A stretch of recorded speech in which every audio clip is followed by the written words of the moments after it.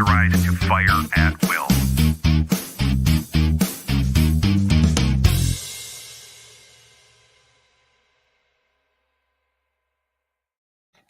Hey, thanks for stopping by Minnesota Black Robe Regiment. This is Season 2, Episode 7 of Libertarian LowDown, and I'm about to bring on Libertarian presidential candidate Mike Tremont. Now, some of you are like, okay, well, you've already had him on, TC, so why would you bother to bring him back on?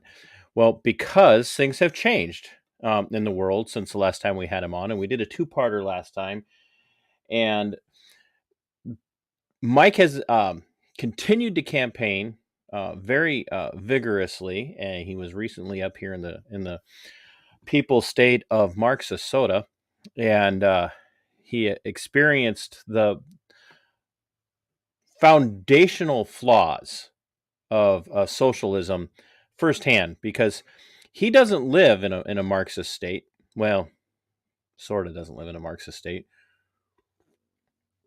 He definitely lives in a state that's much freer than Minnesota. And by the way, if I look like I'm a little distracted, I'm trying to tweet out that I'm live with him right now, and my tweet's not cooperating with me. So, and I know everybody's going to want to watch Mike more than they're going to want to see me. So, which is the case with all of my guests. So, Mike, don't let that go to your head. And I know that's difficult for former law enforcement to let things go straight to their ego one way or another. But he was up here. He got to see how libertarians in Minnesota conduct themselves, and the word from on the ground there was interesting, to say the least, because Minnesota, being what it is, hates conflict. But at the same time, as much as Minnesota hates conflict, they're really good at doing it very passively and not so aggressively. And yet they're still able to find a way to cause chaos when they do it. So I'm going to push him a little bit on his appearance at the Libertarian Convention here in the state of Minnesota. And then we're going to delve into his Gold New Deal. We're going to talk a little bit more about police reform, and we're going to be bringing up the topic. Since he's running for president, he's going to have to know how to deal with the Russo-Ukrainian conflict, because we know it's not going away under the current administration at all. So, because, heaven forbid we actually force the two conflicting sides to the negotiation table and make them come to some sort of reasonable human, understanding.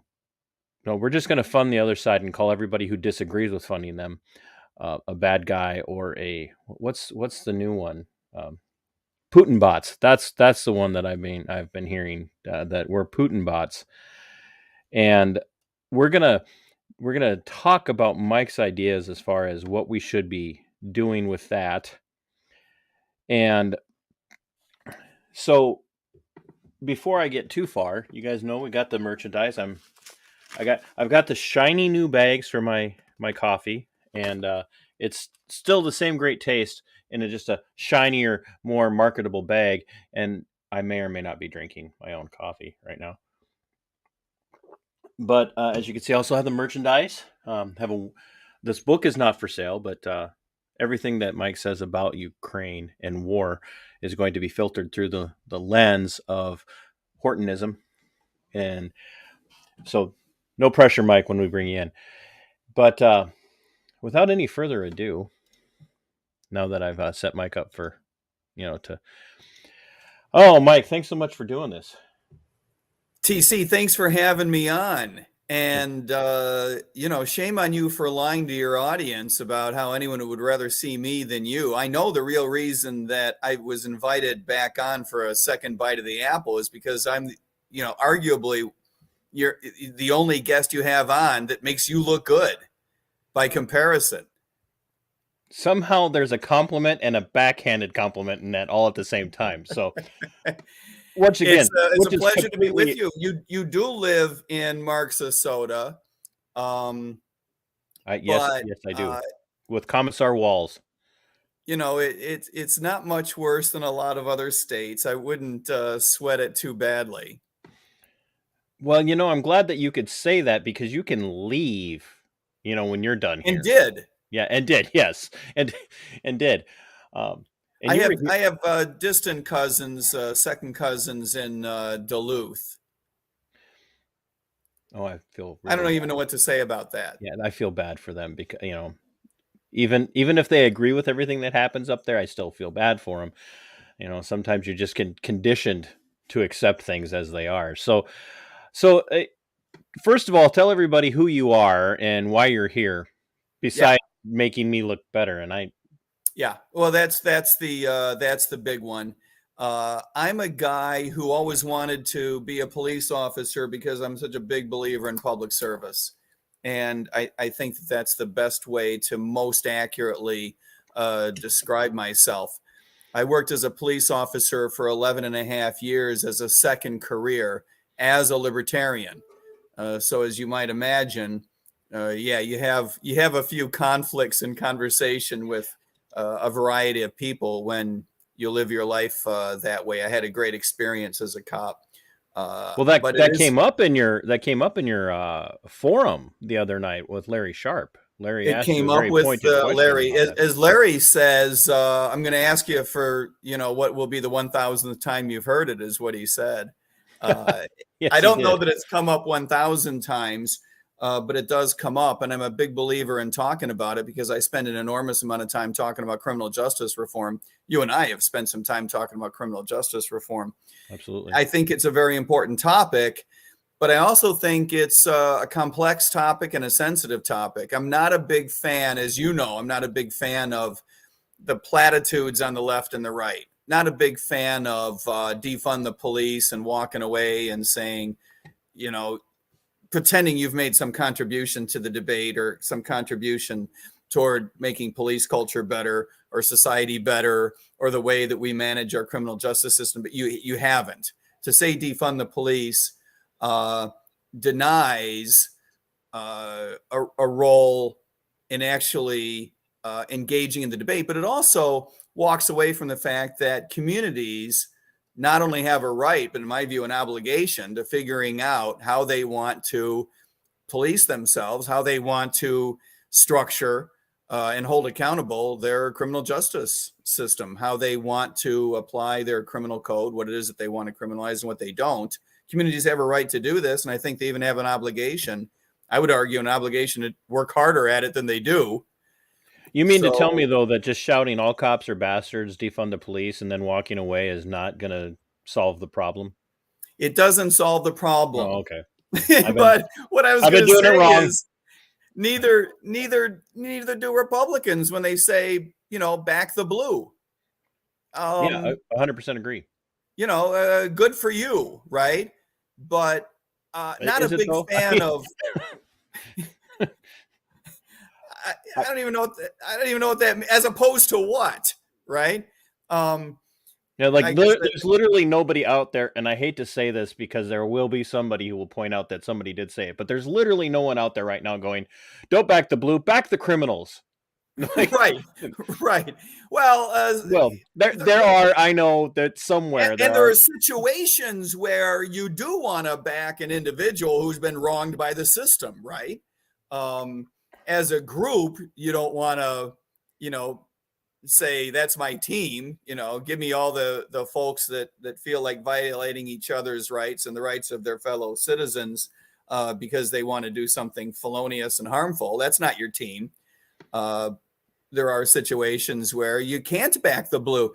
And that's what bothers me about, you'll recall, what was the fella's name who was a Republican and ran for Senate in Arizona? Blake Masters, right? Right. Who said, back the blue in every case, all the time, every possible case, something like this, something really sweeping. And I thought that was, what's the word I'm looking? Dumb. I thought that was a little bit dumb.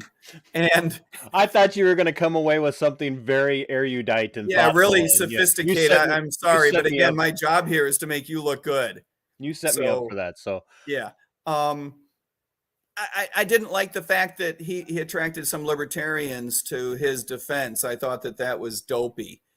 And I'm just not a fan of thinking that you're contributing to what is what is really an important debate, and not just because it's a debate about something important, but because it's one of those sensitive debates that has to be settled in a fashion that reflects each community's values, Right. if you know what I mean. And so in that sense, I think we all have an obligation to participate in it in a different way. You know, I wouldn't say to everybody in your particular county, you've got an obligation to play a role in debating what we ought to do with monetary policy.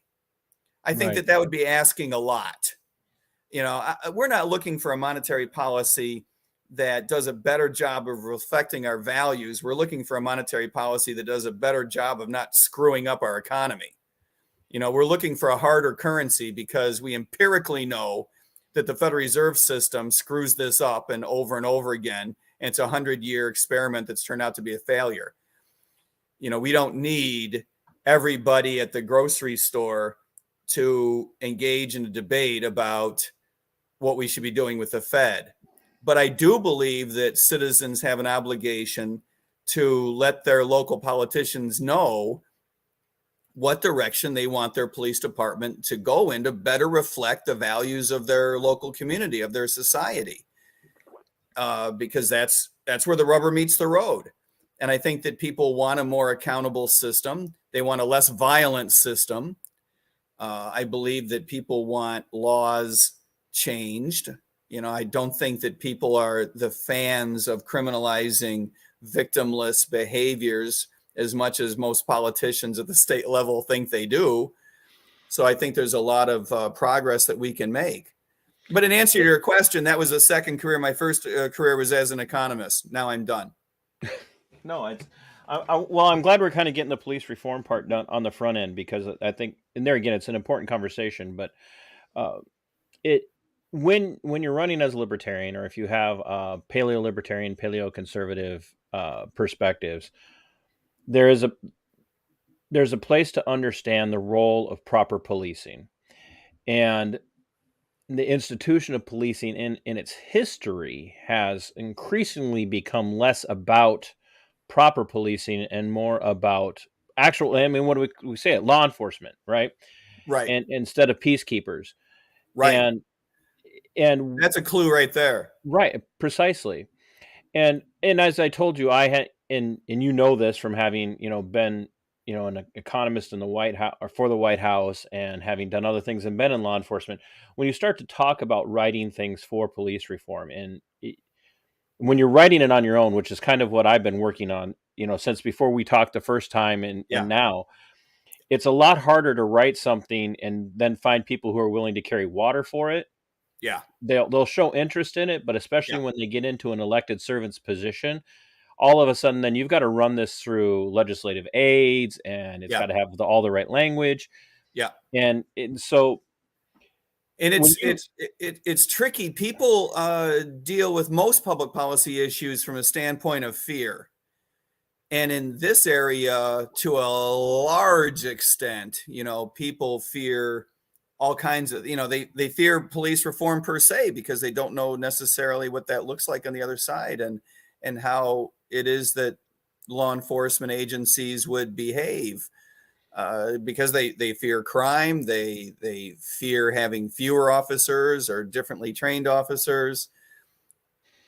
Polling data show that people like having as many police officers as their community has, or more. That's what polling data show. And so in some respects, that means that people are willing to hang in there with police. That's probably a good thing. But the reason that we need to turn that into a good thing is because we need to reform really fundamentally. We need a really fundamental reform. And that means shaking the community tree. That means challenging people's adherence to their principles. And, so when you say you're pro-police, I want to test that. Are you really pro-police, or are you merely pro the way things are now? Because I think are you pro-police because they're going to enforce what you want, or are you pro-police because they're going to protect the liberties and freedoms of the people, which should be bingo. Their primary perspective? And well said. And when you when you think about this, as you know, and there again, as we said prior to the beginning of the conversation, uh, when you think about it from the perspective of someone who's running for president, obviously, and I know the answer to this is we would prefer a bottom up approach to law enforcement reform, policing reform. But you're running for president and you're Right. also including police reform, law enforcement Yeah. reform as Yeah. part of your platform. Yeah. So, as president, what would you do I think you've to? got to contribute to that conversation. I think you've got to shift that debate a little bit, and you can do that. You know, if you're a significant participant in the national presidential campaign, in the national presidential conversation, if you can insert yourself into that conversation, people will listen because they're curious. You know, if you have the credibility to potentially go all the way, people will listen. And that's a responsibility that we need to step up to and speak to some of the issues that we believe are so important as libertarians, whether they are necessarily issues that'll be brought to the Oval Office or not. We still need to take advantage of that and use it to demonstrate our principles and to move the conversation in a way that makes sense for communities. Because you're right, you know, the president can't directly affect most of these things. We can Well, break up the FBI, which I think is a good idea. you would hope the president wouldn't try, but no, the way the last two presidents, well, okay, let me rephrase that. The way the last several decades worth of presidents have gone, Yeah, they certainly would. They certainly would try. And unless anybody thinks that the other side is more prone to attacking law enforcement than their side is, you're crazy because it's been a pitched battle back and forth between who's in favor of law enforcement and who's not, yep, and it also depends on who's under attack from the sitting regime or who's heading the sitting regime. So yep. law enforcement reform has always been a topic of well, I shouldn't say always, but for the last 30, 40 years, it For a has long time. been a topic of conversation. It's just a matter of who's driving the topic of the conversation. And what we need is and I don't want to say centrist, but we need a reasonable, logical, and also empathetic approach to how we, because you're not going to get rid of cops tomorrow. You're just it's No, or you're not. 20 years from I now. think that we could probably live with fewer police officers because I think that we should be sunsetting, you know, our insanely counterproductive war on drugs, for example. You know, if we got rid of so many of the things that we criminalize from the criminal code, we could do with fewer police officers, of course. I also believe that we could do with fewer police officers if we manage them better. We need a smaller number of better, more highly paid, differently trained officers. We need an industry that is more subject to market forces in that sense. I think that communities should be negotiating with the unions for the things that our municipalities should be asking for. They should be asking for accountability, the right to fire on a moment's notice. They should be more involved with the hiring process, much more involved with the training process. Most politicians have no idea how police officers are trained. And then they find out in the worst possible situations. Well, you know, why did officer so-and-so do that? Well, because we trained him to do that. Oh, why? Well, why would you do? Yeah, exactly. Why? But why would you do that? Well, because we always have. We always have. Yep. And it's because we value this over that, right? We allow our training academies to put a super premium on the safety of law enforcement officers. I don't mind, you know, trying to keep officers safe. I'm not suggesting that's a bad idea. Every employee of every agency, of every private business, everything across the board to go home safe at the end of their day. Right. But it can't be the only principle, right? It can't. Right. That can't be what the training academy is all about. But today it is. Right. Today, that is what the training academies are about. It's how to control a situation, impose yourself on a situation in order to keep you safe, in order to keep others safe too, yes, but very little discussion about keeping people's rights safe, about how much more important it is to keep everybody else safe than it is to keep you safe. The fact that everyone else is participating in this either as on a voluntary basis and could easily walk away and probably should, or in an involuntary basis, and therefore you have an obligation to look out for people's safety in a way that no one else has. That's a unique obligation. And you are the one who's being paid to be there. You are the professional. And that means that that has to come with special obligations. And primary among those obligations is to keep everybody else safe, even if it means, nobody wants to hear this, but I might as well say it, even if it means a little bit of a compromise to your own safety, even if it means, you walking into that gray area because you recognize that what's really number one is keeping the rest of the community safe. So exactly. And if it's anybody's a bit of an attitude adjustment. For sure. If anybody's interested in hearing my conversation with Mike or our conversation together about law enforcement reform, policing reform, I will have the link to that particular video in the description of this video after we're done, so that we don't have to belabor police Yeah, I'm reform. sorry about that. Everybody knows it's a big topic for me. One, for what I went through. Two, what I've gone through since you and I had our very first conversations. And for those of you that are watching, if you would, please share this out and hit the like button. And if you're not subscribed, please do subscribe to the channel. And then we'll be also asking you to head over to Mike's website here in a little while to take a look at what he has to say. So nobody can ever find the website because they can't spell my name. Oh, we'll fix that. We'll make sure we'll that fix that. Yeah, How do you spell TC, by the way? Not with a D or an O. Oh, the French way. Okay, yes, that's fine. The French way. Absolutely. Thank you for picking up on that. As the French way. So, how was your experience? Go ahead and ask. Sarah said, "Thank you for coming to the LP Minnesota convention." And so, what was your experience like? Because I know that.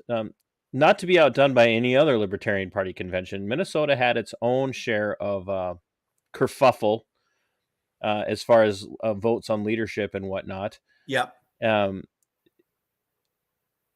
was the reception for you in the midst of all of that? Yeah, I'm glad you asked because there's something important that needs to be said. And shame on me for not saying it more loudly and broadly earlier. I got there the next morning, right? After the leadership kerfuffle? After the alleged kerfuffle. I cannot, as a matter of firsthand experience, neither confirm nor deny. Yeah, I can neither confirm nor deny. Of course, I heard all about it before I arrived, and I heard about it after I arrived. I gotta say, in all honesty, and this is going to sound like something that people just say, but this is the God's honest truth. I did not sense animosity within the group, nor toward me, and I was grateful for that. People were not just as warm as other conventions, but more so than other conventions. I'm not going to name names in that regard. People, and maybe it's just because, people were looking forward to a day without a kerfuffle, but it was a tremendous reception, including from people that say they don't completely see eye to eye with me. I'm not sure they're telling the truth when they say they don't see eye to eye with me, but if they, if that's how they feel, that's fine. It's totally fine, right? Well, let me translate that for you as a Minnesotan. What that means is I don't like anything you say, but I'm not going to tell you that to your face. I'll just talk about you behind closed doors. That's what that means in Minnesota. That may be. That may be. But they were just as cordial and warm as one could have asked from any convention at all. and they were warm toward the other candidate who was there. Chase was I there. was gonna say, was Chase there? Chase was there. It was just a really nice experience. And by the way, my understanding from how it went down the day before is that although there was a bit of, I don't know if there was actually a kerfuffle, which of course is a term of art in the law enforcement profession that you probably use many times.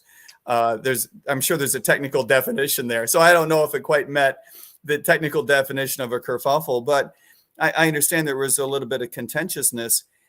But my understanding is that the young woman who, I don't want to name names, but the young woman who was up for election allowed someone else to come in and replace her in some sense. And however you might feel about the individuals involved, and everyone's got their opinion, right? I'm not exempt from that. However you feel about the individuals involved and who should be or should not be elected, I gotta say, I find that gutsy and admirable that someone should decide that, you know what, maybe it's not in my personal interest, I should be fighting this one out. Maybe we should go out in the hallway and I should punch someone in the face and that would work out for me in the long run. But I'm not going to do that. I'm going to try to figure out what's in the interest of the party. At least that was my perception from what was, from what happened, what I was told. And irrespective of the individuals involved and who you might prefer, I got to say, I appreciate that.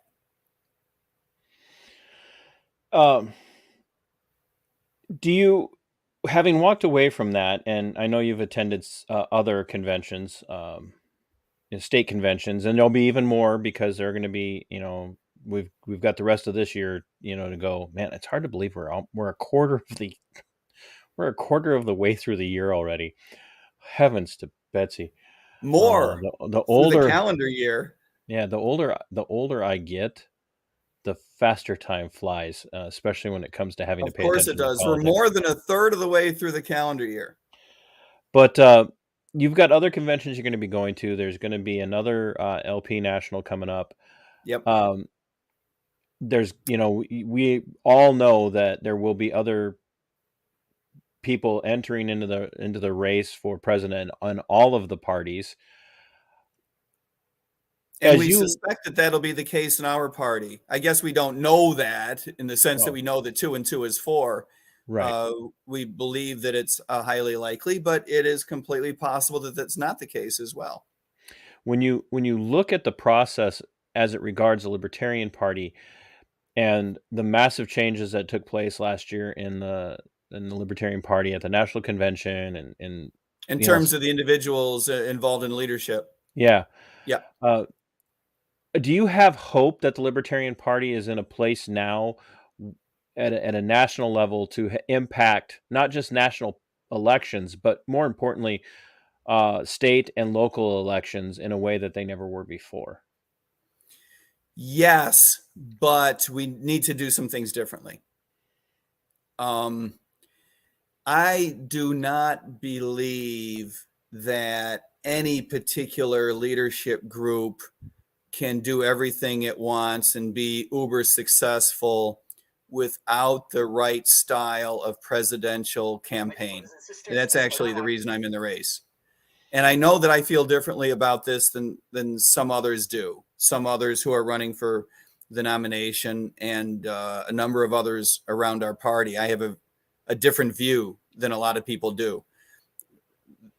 Number one, my view is different from a lot of people because I think this is incredibly important. I think that is arguably as important as the majority of local elections added up. Let that sink in. You have to run a powerful national campaign.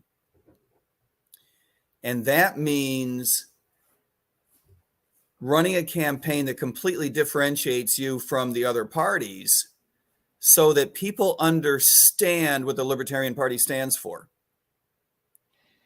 By the way, good, bad, or indifferent. You're not going to please everybody. It's not about getting as many votes as possible. And we can talk about that in a moment as well. But it has to be about the identification of the party and building the party's brand, building awareness of the party, but in a way that is not merely, oh, yeah, I remember somebody from the Libertarian Party was running this year. That doesn't cut it.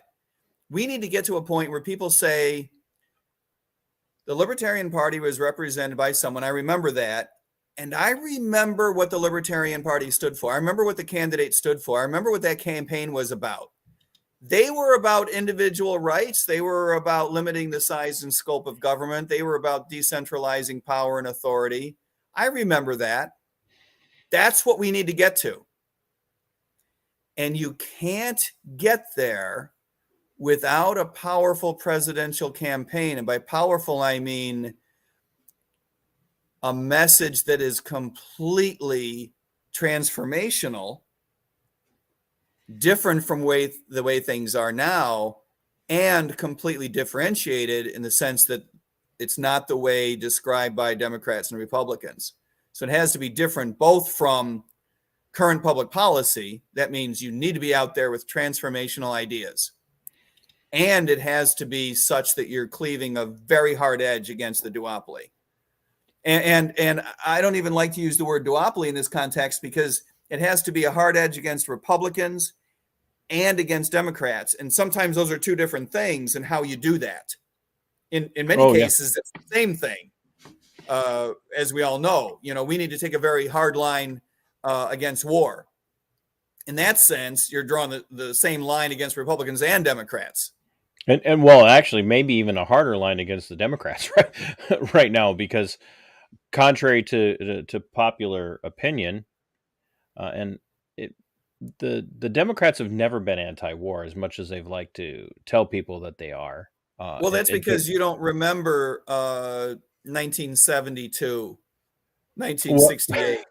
Well, there again, I may not remember those, but I'm a little bit of a nerd. So yeah, no, you're right. We certainly haven't had anybody since Hubert Humphrey and George McGovern and those guys way back when, and they weren't all that anti-war. They just were by comparison to the Republicans. Right. And there again, even, LBJ expanded. That's exactly right. The war. So it wasn't really the Democrats and party leadership that were anti-war. It was, people who I saw inroad with the Democrats to be anti-war because they were never going to get that place with Republicans. And that's what people have been that is well said, because the Democratic establishment was not about being anti-war. There were individual politicians who were. That's a really interesting point. That is a good point. So that's just an example where we need to be out there in a way that differentiates us from the other parties and also differentiates us from current policy. So let's go there then right now, since we've touched on Minnesota's Libertarian Party convention. We've talked about law enforcement reform without getting into the nitty gritty of exactly what needs to be done. That might be another conversation when you have time.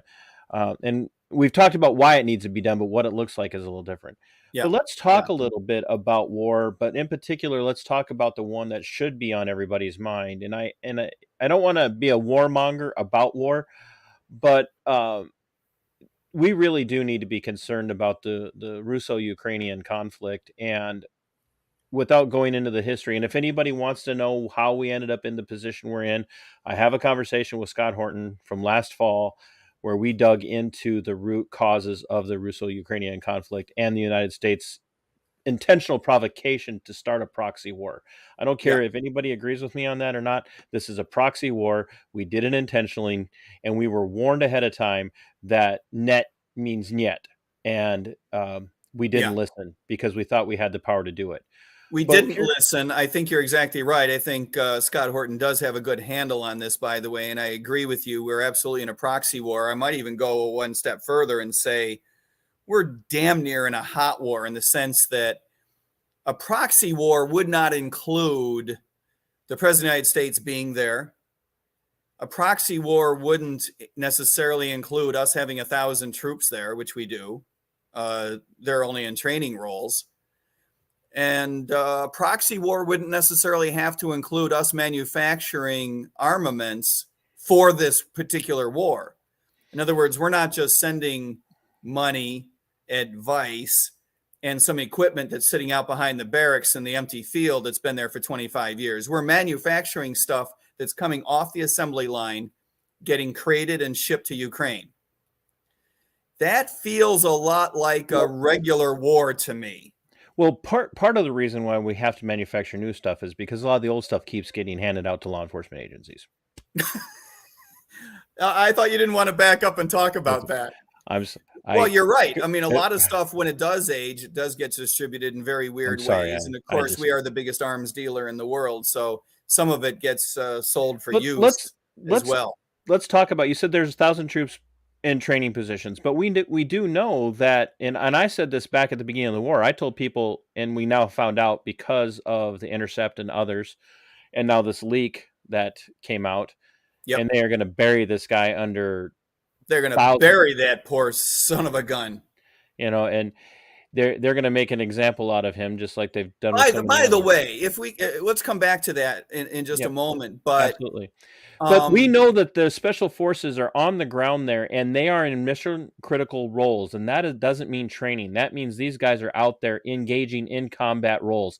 And the other thing that people need to understand is, with the special forces being on the ground in this situation, having been in the 82nd Airborne myself, I can promise you right now that at Fort Bragg, North Carolina, there are, and Pope Air Force Base, this joint base that the Army and the Air Force have together for this very reason, there are readiness brigades waiting to deploy if the special forces say they need help.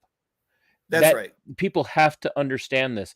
The special forces never go into a conflict, into a war zone of any kind, without the 82nd Airborne at the very least being on the tarmac, ready to go in and back them up. Totally ready. And that changes the nature of engagement. It allows you to do things you wouldn't otherwise do.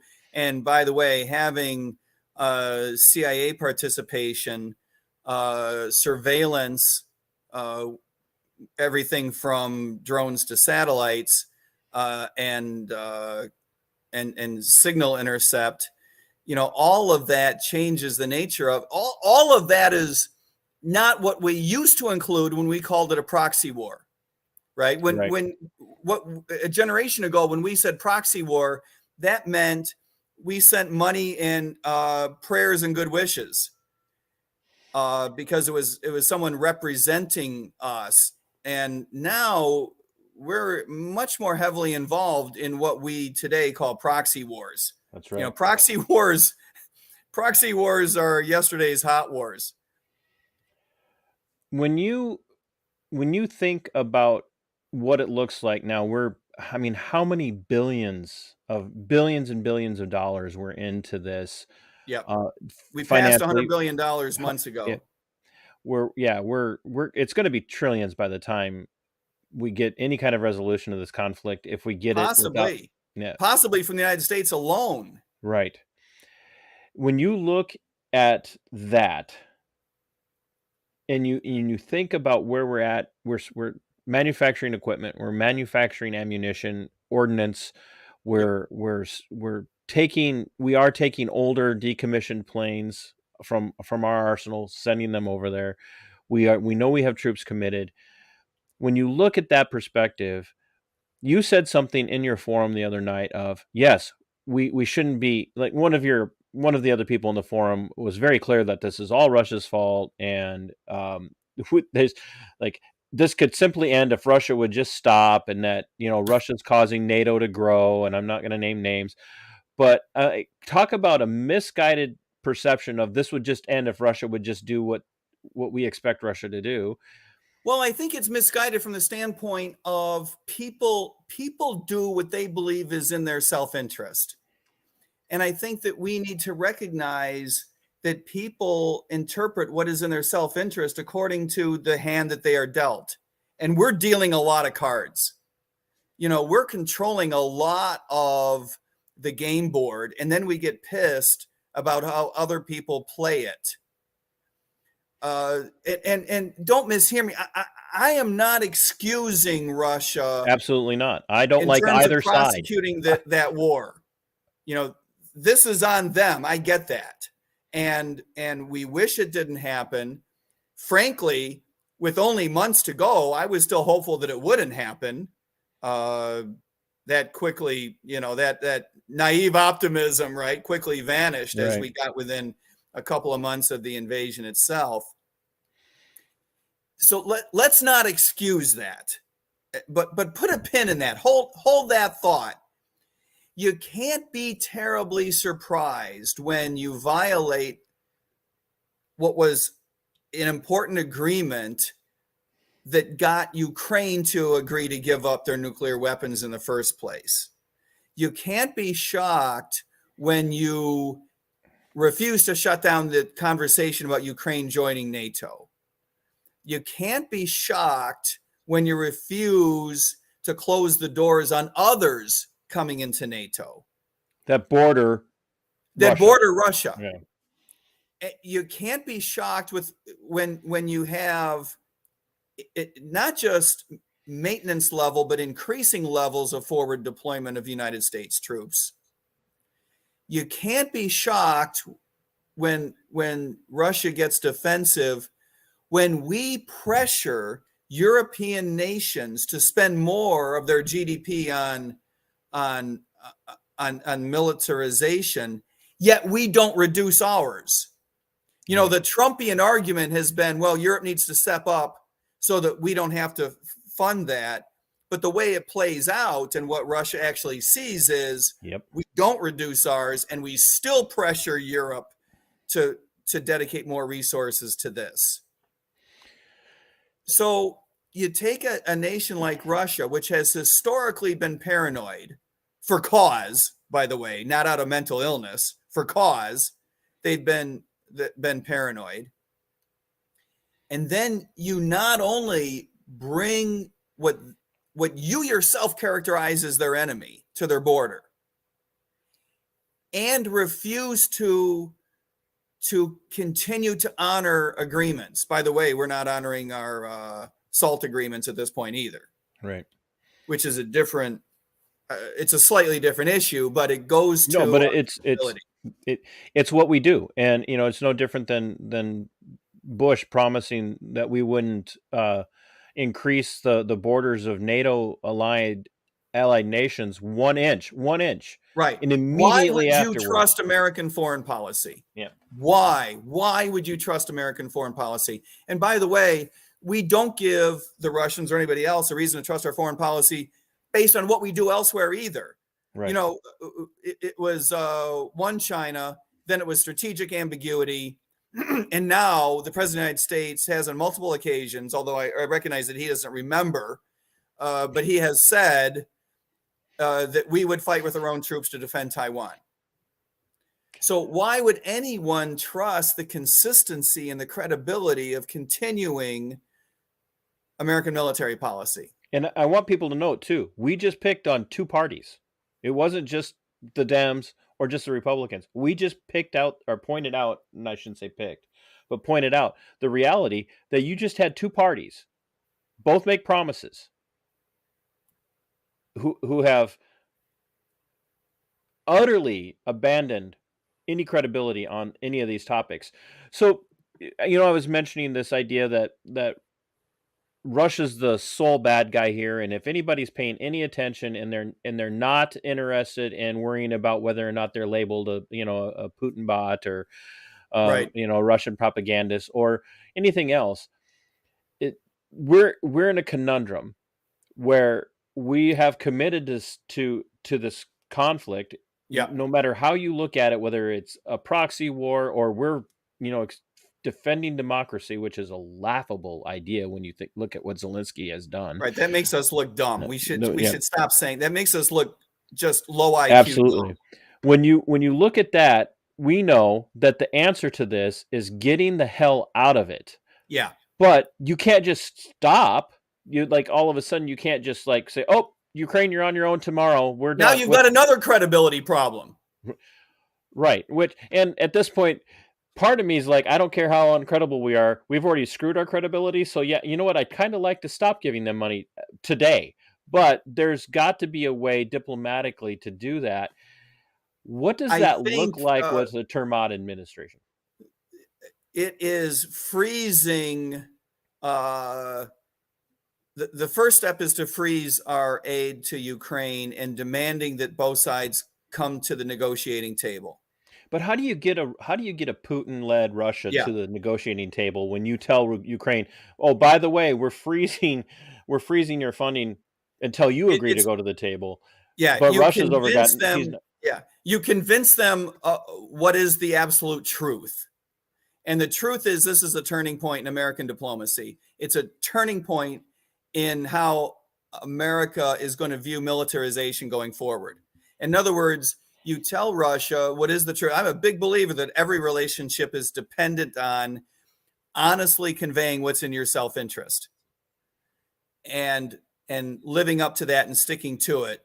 And the only way you can stick to it in the long run is to be honest about what's in your self-interest, what it is you really want out of a relationship, committing to what you can do to get that, and then sticking to that in the long run, whether that's your spouse or foreign affairs. That's where it has to start. And we need to be able to convey that NATO exists because nations feared Russia. Let's be honest about that. It could have been irrational. I think that Russia's inability to overrun even Ukraine makes NATO look moronic. But be that as it may, that's the reason NATO exists, out of fear of Russia. And yeah, politicians manipulated that. The industrial military complex in the United States, was happy to fan those flames for profit. But none of that exists if there wasn't a Russia to fear. So here's the deal. We are prepared to change our outlook, to come to a treaty agreement. We can be a third party in this agreement. We can pull back. We can change our attitude. Indeed, we want to. And as everyone would know, it would come as no surprise, the Trump administration wants to do exactly that. Do you want us to do that too? Because would that look a little bit like Trump administration, reaching their hand across the table and saying, "Hey, come to the negotiating table. Let's come to some sort of agreement on the disputed territories like Crimea. But right. If you do that, maybe we can talk some sort of trade partnership, because that's really all the doors open. All of the doors open. If we reach a negotiated settlement in Ukraine, you, Moscow, you have conveyed that you are going to allow us to do all of the things that we know are our self-interest. That's trade. That's decreasing our forward deployment of military assets. That's no longer pressuring Europe to spend more money, which we need to do if we want to get out, right? But we don't need to be so full-throated about it if the fear of Russia diminishes. We can make promises about NATO not further encroaching. There is so much that we can do in Moscow's interest that's very difficult to do if Moscow says, no, you really do need to fear us because we're that dumb. So it's a proof point. It's an opportunity for Moscow and Washington to both say that we recognize that our self-interests do not include continuing this war, but rather to demonstrate this is a proof point in our willingness to back off. I'm going to ask you a tough. Bigger conversation. I think it has to be a bigger conversation. I'm going to ask you a tough question. You had the topic of Nord Stream and Cy Hirsch's article came up, and you had some very glowing comments to make. I think it was is it Kim Iverson that was part of that? Yeah. And you made some, if I remember correctly, it was you. So gave a very glowing review of her willingness to tackle Nord Stream. And I don't know how Cyber. exactly she covered it, but I was proud of her for going after it. Yeah. Would an administration headed by you be willing to open up the books and say, yes, we did this? I think you have to, assuming that you can get the proof that we did, which is what you and I are assuming, and I believe that to be true. First of all, I believe that it is absolutely true. Cy Hirsch is a very credible guy.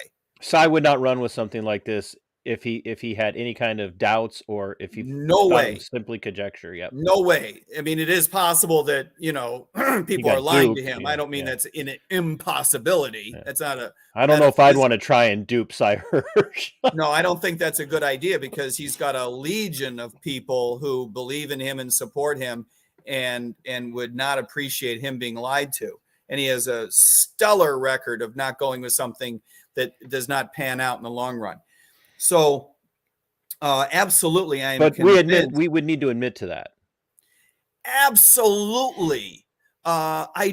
In fact, would that build our credibility, do you think? I think it diminishes our credibility if we don't. Okay. Because if we don't, what it says is it's okay for us to keep that a secret. It's not okay. It becomes an issue of the ends justify the means. It becomes an issue of the ends justify the means. Because maybe what it says is, I wouldn't have done it. I wouldn't have kept it a secret, but someone else did, and I'm going to live with that. And I'm going to try to harvest the benefits of that, even though I didn't have the guts to do it. That's that ain't going to fly. That ain't going to fly. When you, and I don't even want to touch on the China issue, because it's a ball of wax. Yeah, it's a ball of wax. But anyway, to your point, I believe that you are absolutely correct that the Ukrainian conflict is, and again, we are not excusing Russia's behavior, but the Ukrainian conflict is the result of multiple forces over many years being brought to bear on the Russians, on the Ukrainians, that have led to this point at which the Russians felt it was in their self-interest to do this arguably dumb thing. It's part of something larger. In other words, it doesn't even make sense, to my way of thinking, it doesn't even make sense to negotiate a settlement over Ukraine without engaging that larger conversation. It is a part of something larger. And I think if you just said, we're going to come to an agreement on this property, this community, this town, this period of time, these rules, this border, this behavior going forward, but only in Ukraine, you haven't been really honest about what you have to do to keep even that agreement in place. In other words, even that agreement is eventually going to fall apart because you haven't taken care of the pressures that it created in the first place. And I recognize that there's an argument that says it's not really in Russia's self-interest. This is something Putin did for domestic policy reason, for domestic politics, right? And he's a little touched, and this was a bad idea. As an American, we all recognize that sometimes you've got dopey politicians who do dumb things. We have a very, very good idea of what touched politicians do. Yeah, so especially over the last few years. I can't say, "Oh, that's impossible." That would never happen. We would never elect a Fetterman. I mean, never mind. So I want to. I think we've covered that, and I think we've covered it well, because people have to understand we did this. And we've done a lot worse as part of this. But I want to touch a little bit on domestic policy now, and not in the same way that we touched on the police reform issue. But I want to touch a little bit on domestic policy, because a Maat administration is very much anti-drug war.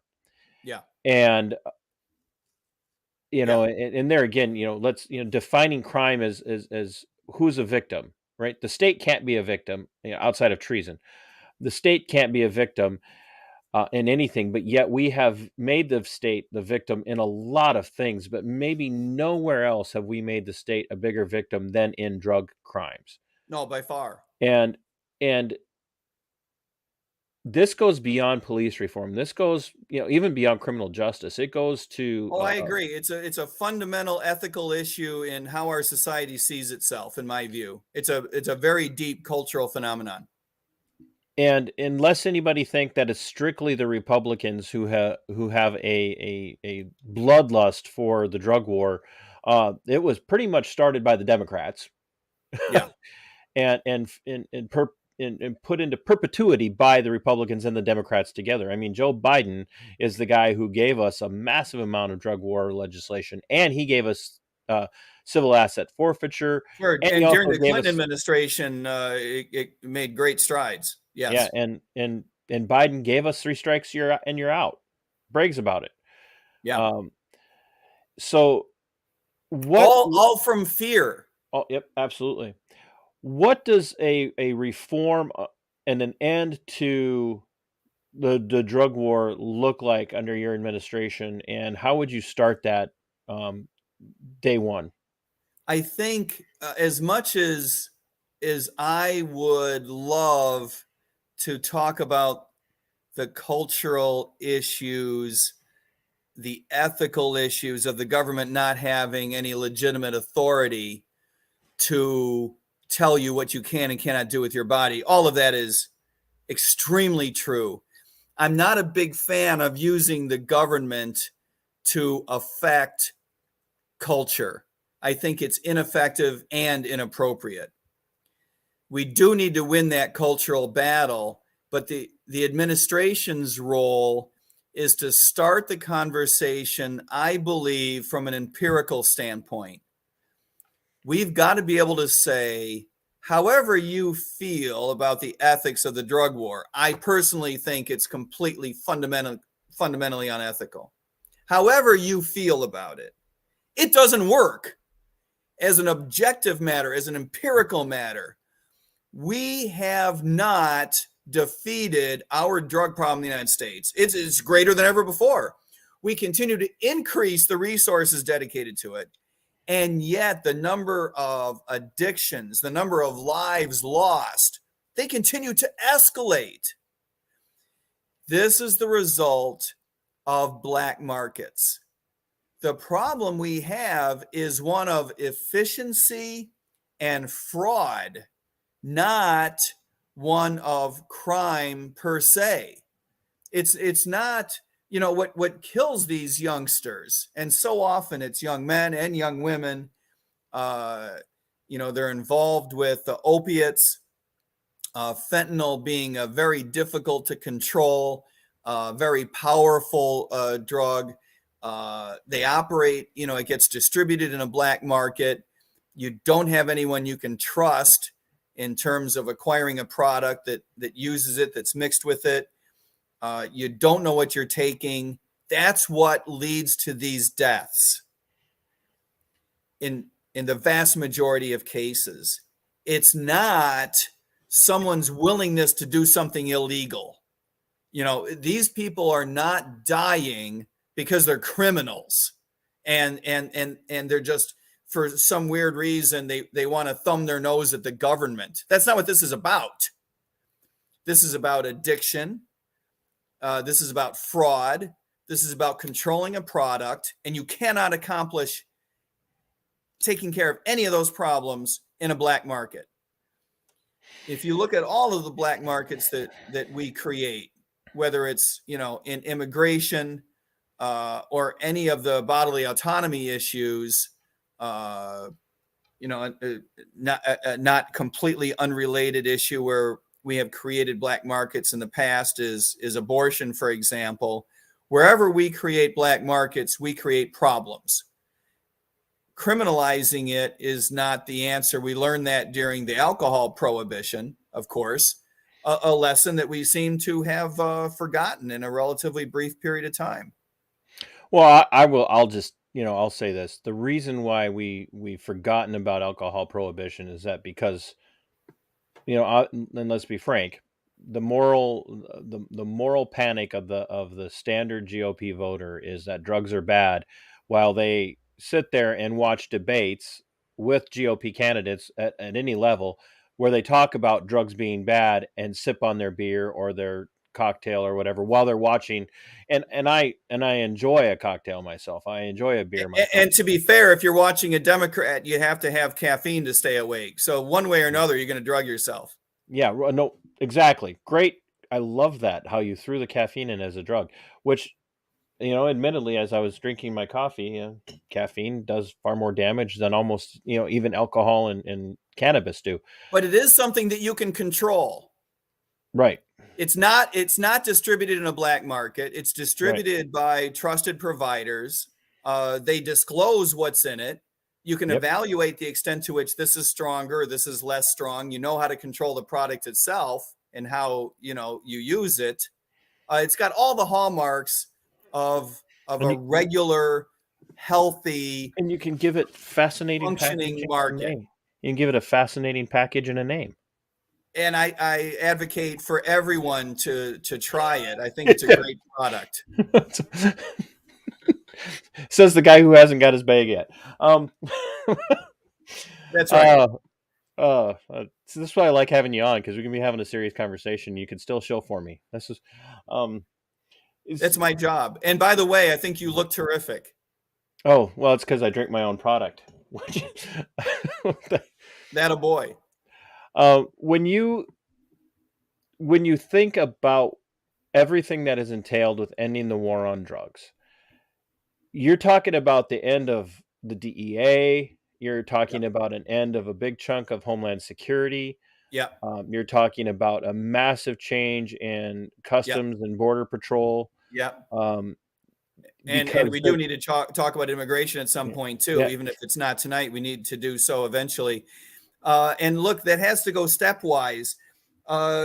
Objectively speaking, the way that you get rid of Washington agencies is to first make them as irrelevant as possible. Yeah, the DEA ceases to be relevant the very day you end the drug war. Well, that's exactly right. And you can starve it of resources. You can whittle it down as you change policy to make it irrelevant. It has to be step by step from here, step by step until you can get rid of it completely. Same with the other agencies. We'd have to do the same thing. The Department of Education is an excellent example. So, I think you've got to start out right now. Yeah. You've got to start out by saying we're going to complete the decriminalization of marijuana, in which we've obviously made tremendous strides and have some ways to go to complete that. But the next thing that we want to bite off is the decriminalization of products that we all would agree are non-addictive. Because I think that Americans are more open to that, and then see how, they can then see how that goes. That there will be markets for that are not black markets, that are stronger, that are cleaner, that are more transparent, that work better. And Americans will get comfortable with that before you can then go after the decriminalization of products that can be addictive. And again, not because we like the idea of addictive drugs gaining traction. We don't. It's horrible. But the way to go after it is to take it out of the shadows, out of black markets, allow people the opportunity to control it, and then you will have made a huge contribution toward allowing people to get off of it. That's the way it has to be done. I believe that, by the way, it will be done almost invariably, inevitably. I just don't know when. Let's shift a little bit. Well, not a little bit, a lot actually. But the last time you were on, we talked about the Gold New Deal very briefly, and I know it would take a lot longer than what we would have to be able to get deep into the Gold New Deal and what you mean by that.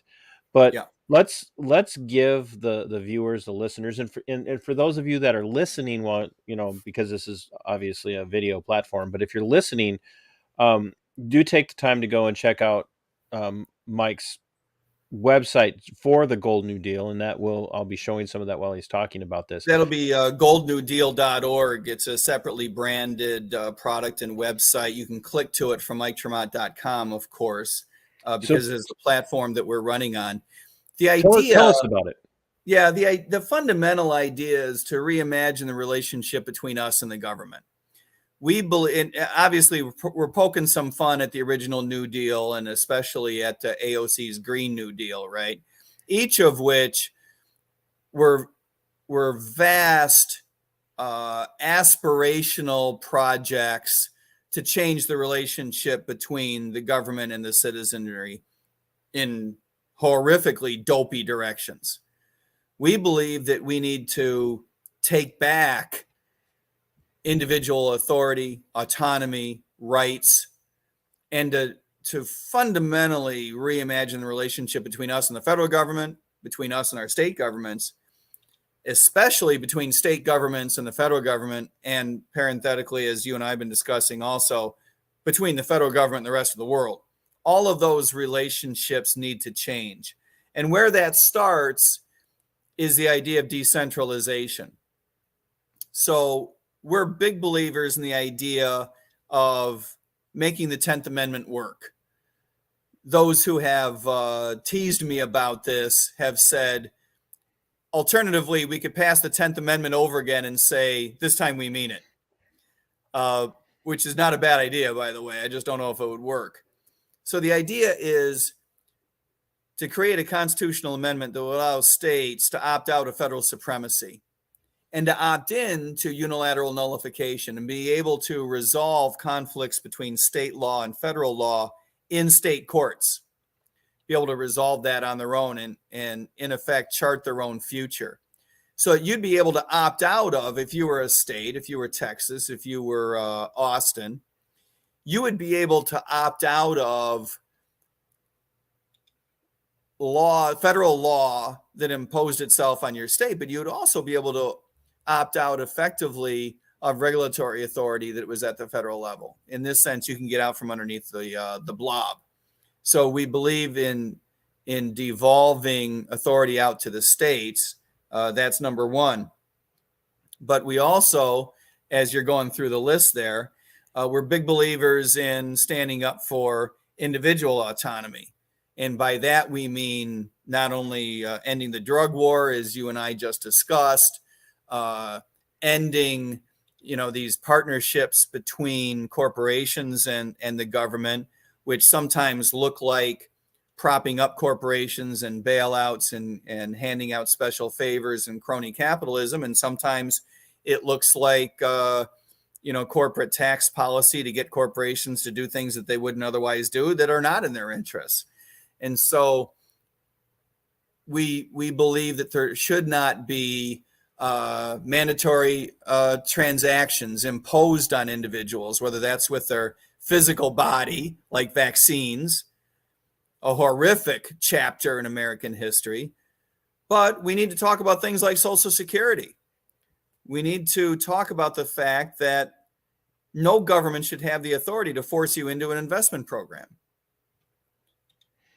We need to talk about limiting the size and scope of the government as well, not just its relationship to you directly, but its relationship to you indirectly. That means capping federal expenditure, and it means changing monetary policy. We believe that the Federal Reserve System has to go, and I think that has to be handled piecemeal.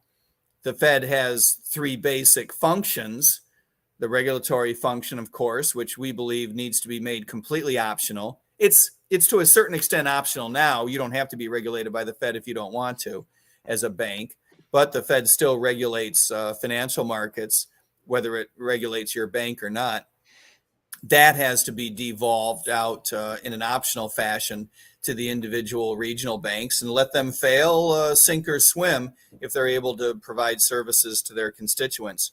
We need to end discretionary monetary policy that the Federal Reserve System controls. That has to be a rules-based system.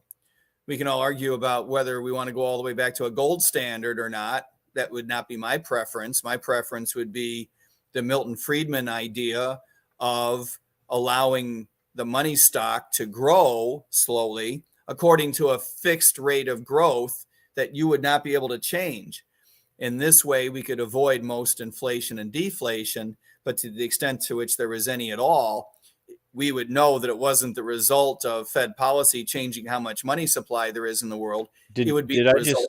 Did I just underlying hear things an going. Austrian economist say he's going to execute a Milton Friedman style? Hey, Milton learned a There are lot Austrian from- economists that are spinning in their graves right Well, there may be. There may be. I don't know where my road to serfdom is. It's over there. But do not ever forget that the author of The Road to Serfdom was a strong colleague of Milton Friedman, and Friedman learned a lot from him. And what we learn from the Austrians is a skepticism of government power and government institutions. I had to show just how much I don't know about the And- differences between Friedman and an Austrian economy. Well, economics to be able to. Friedman, I would characterize the Chicago school as an intellectual descendant of the Austrian school. And the school, parenthetically, the school that I was trained in at the George Washington University, which is to say the Rational Expectations School, is another descendant of the Chicago school. Very skeptical of government intervention, skeptical of monetary policy being able to be controlled by a single institution, and skeptical that you would even want it to. So I think that we need real fundamental change with the Federal Reserve System. And as I mentioned a moment ago, the way to make those changes in Washington is you make these institutions as irrelevant as possible and then get rid of them altogether. So I do believe that we can end the Fed, but it has to be in piecemeal fashion. I would transfer the Fed's balance sheet, by the way, to the Treasury Department to end these discretionary midnight bailouts and make that balance sheet subject to federal legislation. So you're referring to the bailouts of the banks and whatnot that are failing. Yeah. Would you, since we're talking about ending the Fed and the bailouts and stuff, would you see, or do you see, or intuit, if you would, that some of the smaller banks that are failing, whether you're talking about mid-size, or mid-size, do you see that as a lead-in to central bank digital currency, which the Fed is just they're practically slobbering all over themselves to enact this. In fact, they're giving us a date of July. It's horrible on this. On the wholesale front, before it goes retail, but on the wholesale front, they want to roll it out this summer. I think the Fed is slobbering all over this, whether we have bank failures or not. But do you see that small banks are really, and mid-sized banks are really the kind of the bulwark? They're the interposition between the small guy and if the we Federal had a Reserve. bank panic, I think your question is, if we had a bank panic, would the Fed use that to leverage fear and get us to knuckle under and accept their digital currency? Absolutely, they would. I don't think it's a necessary piece of their PR campaign, but it makes it easier for them. They would absolutely use it. I think it would make it easier for them. Not that I would ever suggest that they would ever orchestrate anything intentionally. I would never. I don't think that they're that good. I think part of the reason we need to get rid of the Fed is because they're not as good at controlling money supply and monetary policy as they wish they were. I truly believe, having worked with many economists there over the years, I truly believe that they think they're doing as good a job as they can at leaning against the business cycle. They really eat and breathe that stuff. The truth of the matter is, however, is notwithstanding such Herculean efforts and notwithstanding the fact that they have any number of uber talented people there, it can't be done. It just can't be done. A valiant effort, a great experiment. And maybe on some level, in the grand scheme of human history, we may look back 1,000 years from now and say, it was worth 100 years of dopey monetary policy to learn that it can't be done. Maybe in the long run, we'll say it was worth it. But at the moment, it just feels like crap and we need to stop it. Let's, because we've talked about the others except for the term limits, and I think that even could be an even longer conversation. Yeah, term limits are a bad idea whose time has come. Yes. If anyone wants to argue with me, I will say you're right. Yep, absolutely. Yeah, I think term limits are unethical. I'm all for them. Oh, but Mike, if we have term limits, then these guys, they'll be so busy trying to get things done, they won't be able to help us out in 15 years when they have all that seniority. And they won't be able to do anything for us like my roads. It is funny. I don't know if this is really your point or if you're just backing into it. It is funny that this could, if you were able to impose term limits, it could backfire in the sense that what if you did all of a sudden light a fire under the butts of these guys and they became more activist and gave us more of what they've been giving us the past 200 years.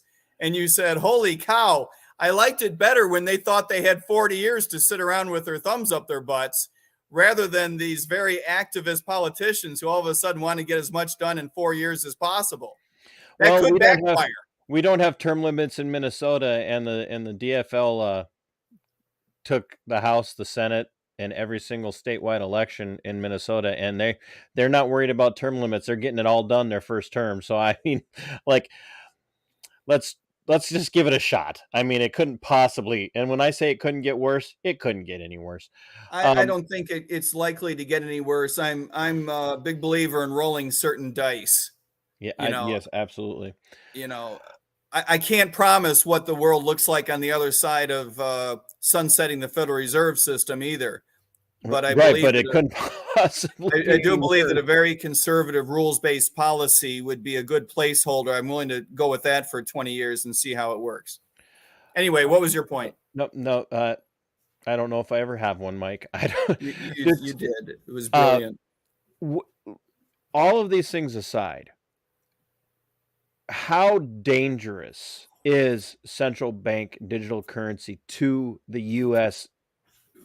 Republic and to the individual citizens in their individual sovereignty? I think it's very dangerous in two ways that we don't spend a lot of time talking about.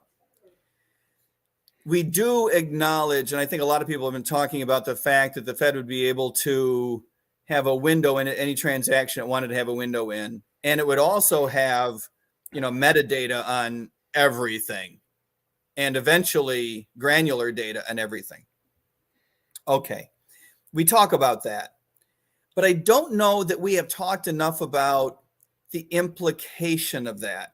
Because today, I would let's characterize our federal government as being a 5 on a 10-point scale from free to oppressive. And let's just define that scale such that we're in the middle right now. I think we recognize that we've been going 8-7-6-5. We've been going the wrong direction. But I don't think we talk enough about the fact that we don't know how it's going to go in the future. If it goes 5, 4.9, 4.8, 4.7, 4.8, 4.95, that's one thing. But that's not obvious. And this is not the kind of thing you're going to be able to put back in a bottle. This is a long-term play. If the Fed gets its way with digital currency, it's here to stay. Right. That's the problem. And it only takes one administration on that 10-point scale to go 5, 4, 3, 2. And now you're looking at some really bad shit that maybe maybe I'm not even very good at imagining right now, but someone else could imagine if they were sufficiently motivated. Yeah, And and that's let's what not I let's not fear. give any of the bad idea people any ideas. Well, that's what I fear, is that in the future, a more authoritarian regime with an even more motivated bias toward control would have this in the toolbox. That's really dangerous. The other thing that we don't talk very much about, but I think we need to, is that one of the reasons why we don't want Fed issue digital currency is that it would undermine the development of the way that we want digital currency to go. The blockchain issue and whatnot. That's exactly right. Our economy is going to hit an inflection point in the next few years regarding the development of smart contracting. And while we do have a lot of clues about what that's going to look like, we don't have all the clues. But one thing I'm fairly certain of is that we're not going to get the efficiency we want if some currency or some way of doing business gets locked out because the Fed inserts itself into that place and keep some other currency from competing. And now we got the Fed instead. Right. And that's the Because thing that people need to be fully aware of. Bitcoin and all these other coins, all this other digital crypto type currency, it all exists independent of and separate from any kind of federal or national or even international regulation. yeah, So central bank digital currency isn't simply just the Federal Reserve having their own Bitcoin. That's not at all what it is, and that because that's what people who are trying to support it are advocating. Well, it's just the federal government's way of having having Bitcoin. That's not it at all, no, and they could people block have got out to anyone understand else that. from participating if they wanted Right, to. absolutely, and that's and they are terrified of cryptocurrency. They're terrified of it.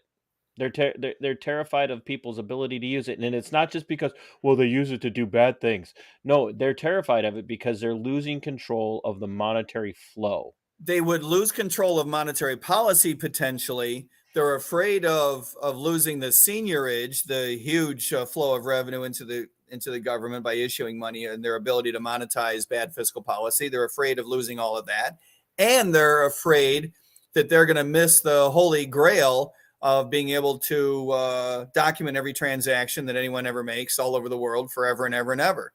These are three important reasons that they don't want to lose. And let's be clear, people make this mistake in Washington all the time by believing that the Fed is a benevolent organization. It does mean to do well by its own definition, but it is a power player. The Fed is ever since I've been in Washington, it has always been interested in garnering as much power as possible, garnering as much control, as much political breadth as possible. So that is what they believe is in their self-interest, and it's going to continue to be into the future. It makes it a very dark proposition to have a Fed-issued currency replacing the way the market should develop on its own. Do you think that a central bank digital currency would end crypto in the United States? No, Or do you think I, crypto will I, just have to I kind of don't go believe it would even end more it. underground?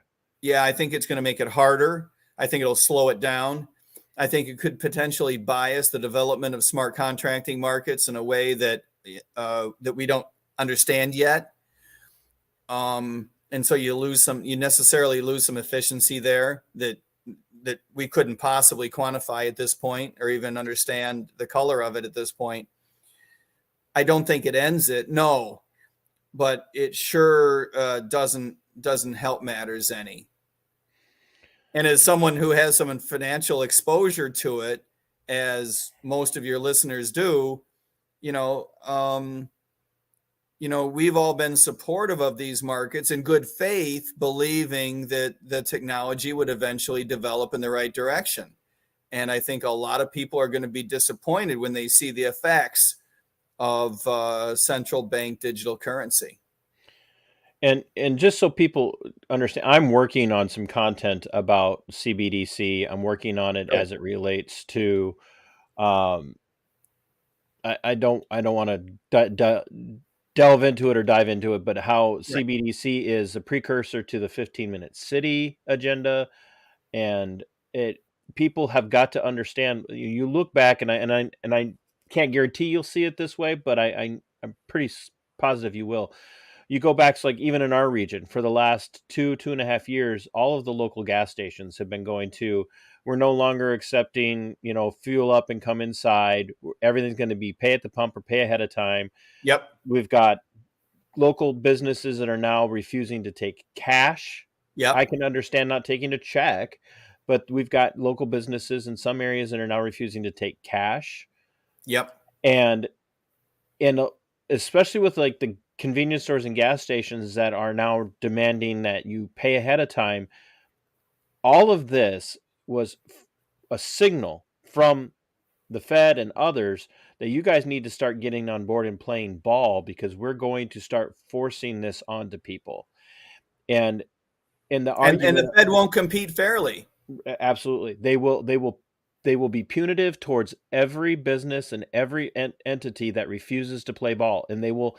And if you don't think it'll happen, look at Canada and their trucker protest up there, and what they did to these people, because they ostensibly have not a full-on central bank digital currency, but they have a far more controlled digital currency outlay than the United States does. And they did Yep. go in and seize people's accounts without warning, without court, without anything else, because they had control of the banks. I was surprised. You hit the nail on the head. I was surprised that there wasn't greater uproar in Canada than there was. And there was some. I don't mean that there wasn't any, but I was surprised that there wasn't more. And I wonder People were what that, terrified to I say wonder, anything. well, yeah, they don't have a First Amendment, right? No, the Charter of And a lot of Rights. people in the United States don't feel like we do anymore either. I wonder what that looks like in the United States when that happens. Anyway, you were saying, I kind of No. derailed you. Just to your point, I wonder what that looks like in the United States when the federal government takes advantage of this currency to act in a punitive fashion towards citizens at a retail level, and not just businesses because of some criminal behavior or the development of markets in certain ways.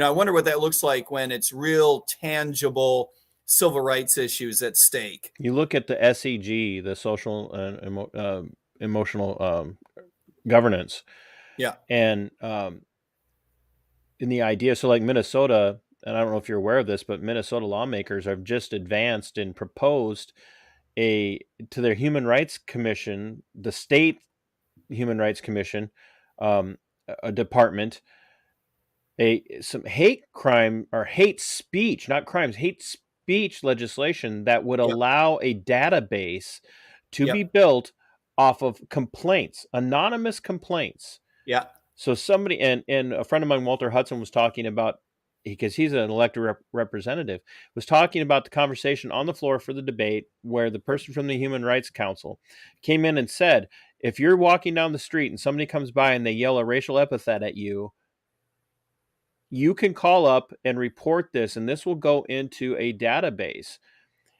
Now, It's amazing. you think for a minute that this hate speech stuff or dissonant thought or any of that, coupled with putting you and your thought on a registry, and then social media, and what have we found out since the last time we talked? Just how bad was the federal state's involvement in social media, Twitter, What we Facebook, all of suspected it. was true. Yeah, It absolutely. was true. What we knew was true, we found out we knew was true. When you look at that, and then you take the central bank digital currency, and you bring all of these things together, you nailed it on the First Amendment issue. Now all of a sudden, hey TC, you had Mike Termott on your show, and you guys talked about Russo-Ukrainian conflict, and you have a view that we do not support, we don't believe. So for the next month, And by the way, so says our AI analysis of your chat. exactly. we have determined that both of you are in violation of approved speech, so we're going to shut down your ability to do commerce for 60 days. Yeah. People have to understand CBDC will give them that power with everything else that they're working to put in place. Absolutely. And the way that starts is we're going to shut down your ability to conduct certain transactions online that would support your free speech. Right? You know, it would be the equivalent of the shadow ban on Twitter. It would be a financial shadow ban on your ability to say buy ads. You know, you wouldn't be able to spend your money in a First Amendment protected type of way. That's how that would start. It looks like CNN censoring Robert F. Kennedy Jr. is what it looks like. Only it bigger. That's exactly right. It's bigger, not because we're not as, we don't necessarily have the same platform as RFK Jr., but it's bigger in its scope. So now Much bigger. People who said something positive about or in defense of January 6th people, not saying Right. that what they did was right, but just in defense of them saying, hey, you're violating their rights. Oh, right. If you complained about the way they were prosecuted, for example, you don't have to be a supporter of, what happened on January 6th to be pissed about the way certain individuals are prosecuted. Hey, a trial went a certain way. I thought that the prosecution was biased. I didn't like that. You could easily imagine that tripping something in the local prosecutor's office. And them just going to CBDC and saying, hey, shut them down from buying gas for a week. Bingo. The FBI today considers it part of their mandate to monitor internal terrorist threats. Right. And they define terrorism as violence that is politically motivated. So they believe that and they monitor in order to stop future violence. So what they're doing is they're monitoring political motivations in order to stop violence in the future. So this is not something that we're just saying, oh, it could happen in the future. We're saying it happens now. The government is motivated to do it now, and we're about to hand them the greatest tool ever invented. For that. And if anybody thinks this is just about the economy, stupid, it's not the economy, just the economy, stupid. It's not. Control. Indeed, it biases the development of what we should really be doing in the economy. So in that sense, it's a step in the wrong direction. It's a negative. It's a net negative economically. And in terms of protecting individual rights, it's a complete and utter disaster. I just hope that there's a way to opt out. And there will be for some period of time. But to your point, over time, the pressure to stay out of the Fed's digital currency system is going to be hard to withstand. Yeah, absolutely. Hey, look, we've been at this for an hour and a half, and you and I, the first time we talked, it's like we'd been friends for years, and so I know we could keep going. But and I should owe you an apology. We will be. So apologies for your future. I will take dangerous friends like you. I will take dangerous friends like you for 5,000, Alex. So, what is MikeTremont.com? Yes, there we go.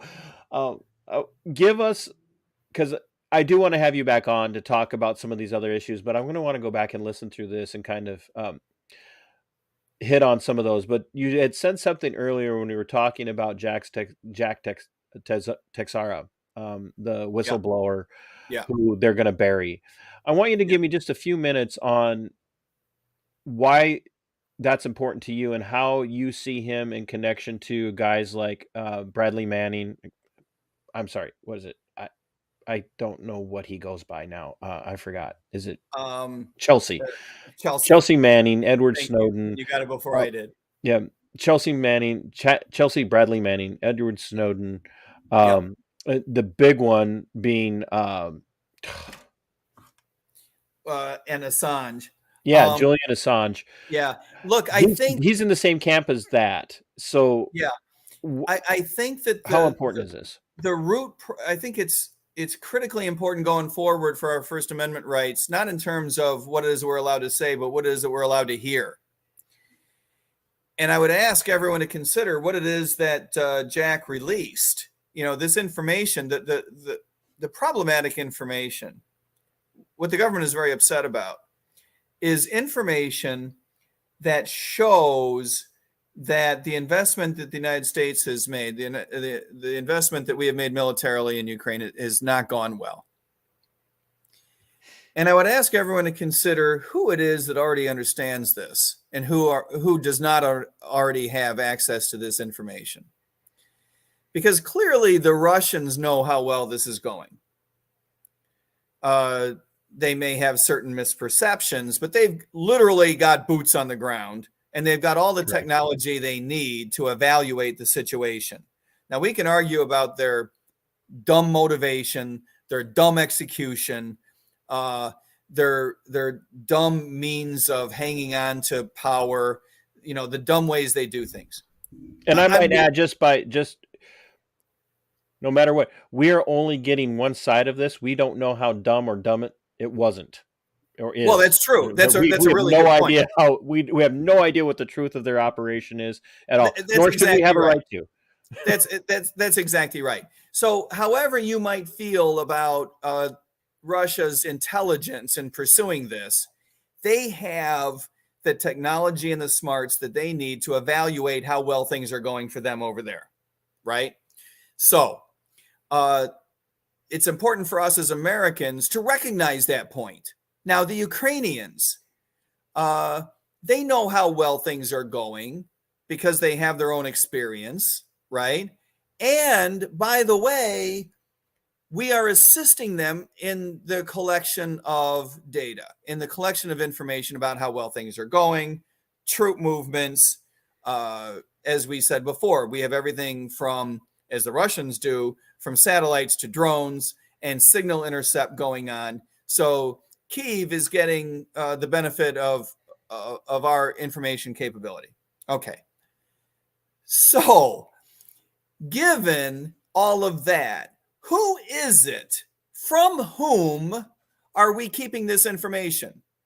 This information that Teixeira released, it was being kept secret from whom?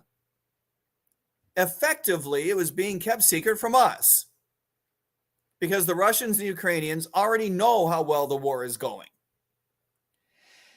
And I have to say that this falls squarely in the bucket of something that should not have been criminalized in the first place. Now, here's a young man. I don't know this guy, right? We don't know this guy. We don't even know what his intention. We don't know what his intentions were. Don't know his intentions. Doesn't matter. Clearly, he thought that he had only two choices. One is to risk doing something that was criminal, risk prosecution, risk screwing up his life. And indeed, his life is screwed up. There's no question about that. Even if he walks out of this free, it's done. He'll be lucky if he walks out of this alive. Having said that, his only other choice was to allow something to be kept a secret from the American people that the Ukrainians and the Russians already knew. Right. Those are his two choices. Why is it that those were his only two choices? Because the American government decided to criminalize the release of information to the American public that was collected at our expense, information that would help us make decisions and would be in our interest to disclose, because our enemies, whoever you might label those to be, our adversaries, our competitors, already have this information. That's correct. That is messed up. That is messed up. So fundamentally, I view this as another black market problem. When we create black markets, we create situations in which we prosecute people for doing things that our culture says is right, notwithstanding our criminal code. And this is the fundamental problem with black markets. If you cannot stop something that our culture wants to do, you have no business criminalizing it because it turns it into a black market. But Mike, what about murder? Our society That was not a serious does question. not tolerate murder. Culturally speaking, we are not a society tolerant of murder. No, you're right. We can't shut it down completely. To your point, we can't. I know. No, I was playing devil's But advocate. it's an important point, though, because it's an important point of contrast. We all recognize that shutting it down completely would be an advancement in the protection of our civil liberties, our individual rights. This is what makes, the aspect of law enforcement such important civil service, public service. And this is the position that every single public servant in a position like Jack was in, or somebody like Snowden or Assange or Manning, that they get into, and they have this, and you're sitting here and you're weighing this out, and you have two, like you said, two options: tell everybody what they have a right to know, right, and risk potential death for that, or sit on this and risk death through my own internal struggle and the psychological damage that it does to sit and shut up about something that violates your ethics. And that's right. And so in that sense, they do to us. In that sense, I'm less interested in the nitty gritty of whether or not you agree with what he did. I am more interested in the cojones it took to make the decision. Even if you and I were to argue, net on balance, it was not a good idea to release this information. By the way, I think it was a good idea to release this information. But even if you were to argue that it wasn't, that he made the wrong call, you have to admire the balls it took to do it. Agreed, 100%. And I did, like I said, I wanted to touch on that because you said you'd like to get to that later. So here we are later. Well, and I do have one question, and you can give it 30 seconds because I know that you're itching to announce the development of a new department at the federal level when you become president, and that would be the Department of Road Storage. Yeah. Well, we were asked, are you going to take our roads away? And I thought it was such a funny question because the immediate thing that came to my mind is, where are we going to put, and do what with them? Where are we going to put them? Right. The Department of taking your shit away. Yeah. No, we're not going to do that. That did come We already have enough of those departments. We already have enough of those departments. For the benefit of your listeners, we were in a debate, and one of the questioners, Kim Iverson, said, and she's wonderful and charming, of course. I'm not ripping on her. She pointed out that a lot of people are afraid that libertarians are so principled and so intolerant of government that you could imagine a libertarian saying the government shouldn't be in the business of providing roads, that the private sector can do that. And therefore, even the roads that we have should be privatized. And to some people, that sounds like you're taking my roads away. So that had to be addressed. And my response was, we're not going to take them away because we'd have to find a place to put them. And that would necessitate the construction of federal warehouses in which to put them. Yes. Or the federal, state, or even the county, No, I had to throw that in there because I thought that was probably one of the best lines I've ever heard in a debate forum, whatever. Tell everybody where they can find you. They can find me at MikeTermaat.com. Of course, you'd have to spell it right. MikeTermaat.com. You can go to goldnewdeal.org. You can go back and forth between those two websites. My real email address is posted there, Mike@MikeTermaat.com. My phone number is there too. If somebody wants to text me, I can call you back. I don't typically answer the phone for numbers that I don't recognize because, as we have all come to learn the last 10 years, that gets pretty weird. But if you felt like emailing me, I'm happy to speak with anyone. We're still in the information collection phase. I want to know how people feel about the Gold New Deal, how people feel about the campaign in general. And and interested in engaging those conversations. And of course, if anyone wants to participate and support the campaign, we're always looking for volunteers. If anyone has a few bucks that is annoying you and you just got to get rid of it, you can do that on the website. So reach out and tell me what you think. I do have to point out, just for everybody, if they can all see it, that's our team there. That's the team, and in particular, the individual who's running Mike's social media, say like Twitter, Evan Murphy, is I don't know. Are you breaking any child labor laws? Because this guy, Evan is older than he looks. He's a terrific young man. I'm thinking, do his parents know that he's on your Twitter? Uber capable. His parents do know that he's working for the campaign, and we are converting them to libertarians, I hope. But you can scroll up and down. You can scroll up and down there and find a few gray hairs, I think. I just tell Evan I'm impressed with how our team is pretty young. He does a great job, but as soon as I saw how old he was, I was like, or how old he appears to not be, I had to. Well, I got to tell you, speaking of youth and skills, and Evan, we are working on a project now that I'm not going to tell you about, but we're going to want to talk about it in a couple of months. And mark my words. You do this to me every time. Yeah, every time. You are going to say something along the lines of, "You and Evan did that?" And I'm going to say, "Yeah." Yes, Evan did that.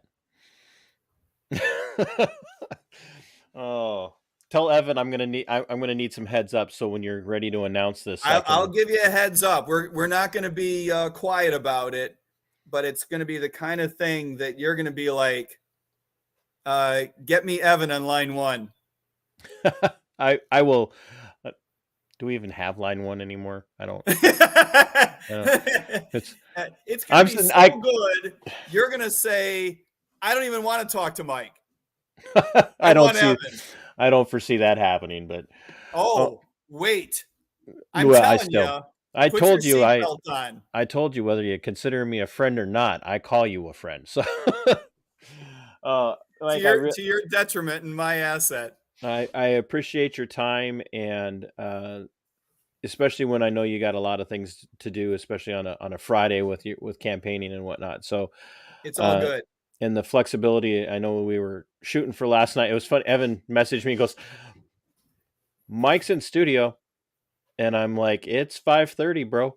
And he goes, "Yeah, we got a couple of things going on at the same time last night, and the left hand was not reading the right hand correctly, so I apologize for that." No, don't. I thought it actually worked out really well. I think tonight was a great night for it. There's a lot of other people doing stuff on Thursday nights, so tonight was a good night for it. And that's one of the things that I appreciate is from the very first time we reached out to you at the behest of Spike and his social media guy and his manager. You were right on, Johnny on the spot, and you've continued to do that, and I really appreciate it. We like working with you. Well, I like having you on, and I'll be in touch with Evan in the future. Evan will be in touch with you. Evan's going to reach out to you. I'm going to say certainly not later than Labor Day, and you're gonna say, "No shit, I remember Mike teeing that up." Yeah, I'd love to be on the front end of that with you, whatever it is. I don't know what it is, but I'm just excited for it now because you got me all anticipating it. Yeah, good. But perfect. We'll get you on to talk about some of these other issues, and where could people find you for your next appearance, and then we'll get you out of here. We're going to Georgia. We're going to Delaware. We're going to Oregon in the next 3 weekends. So Portland, we're coming home. I was born in Portland 311 years ago, and I wouldn't have said a day over 250. You say the nicest things. Going out to Portland in 3 weeks, Georgia next week, and Delaware in between. So very excited Wonderful. about all those places. Delaware is a very important convention. a lot of terrific people there. So I'm very excited about that. Georgia, we're bringing some folks up from Florida and some people that have been, wanting to support our campaign. We're sort of meeting there. So that's exciting. And of course, going out to Oregon and that being a bit of a homecoming for me is important as well. So we're very excited about those. And will you be using the roads to get there? No. Okay. No. Just fields. Just gonna have to go through the fields. It's the way it goes. Mike, thank you so much for making the time. You go ahead and get out of here, and I'll close up shop, and you can get back to life. Thank you, TC. You take care. Take care. We'll talk soon. Bye.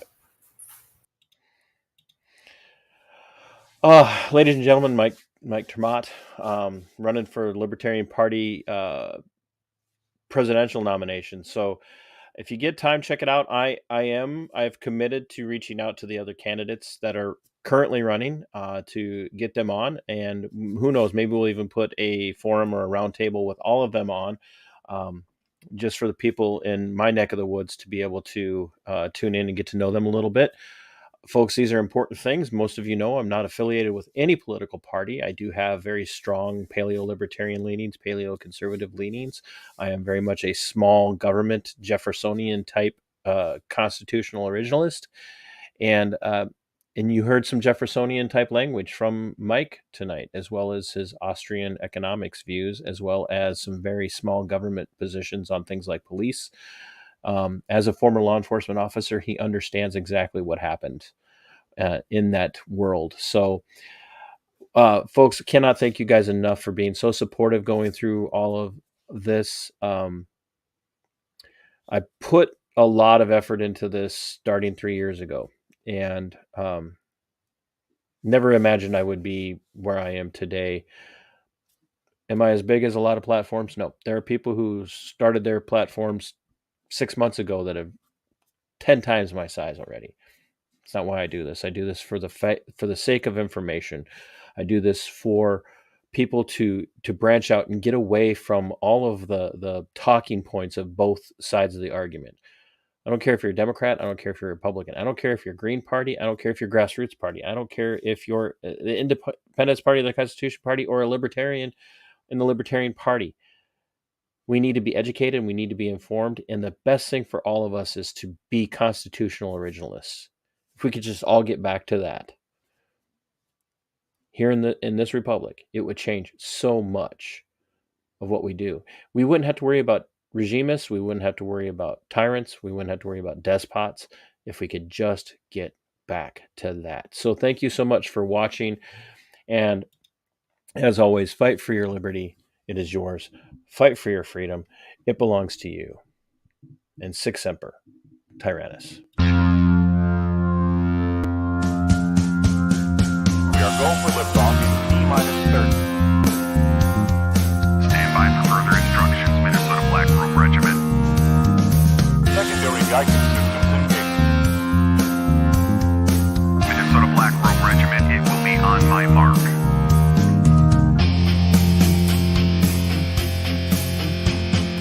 All systems are a go. All systems are a go. Minnesota Black Robe Regiment, you are over the target. You are authorized to fire at will.